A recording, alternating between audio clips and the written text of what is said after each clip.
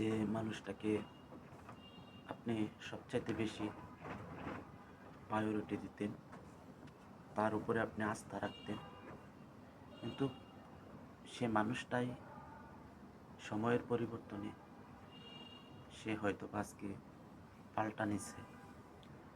কিন্তু মানুষ পরিবর্তন হয়। আজকে আপনার অবস্থান ভালো বিধায় একজনকে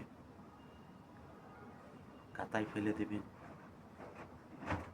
সময় কিন্তু পরিবর্তন হয়, এটা সবসময় মনে রাখবেন। কারণ অর্থের কারণে মানুষের স্বার্থে আঘাত দিবেন না। অর্থে সারা জীবন থাকে না, টাকা পয়সা আজকে আপনার, কালকে আমার, পরশু অন্যের, এরকমভাবেই কিন্তু টাকা পয়সা দুনিয়াতে প্রচলন আছে।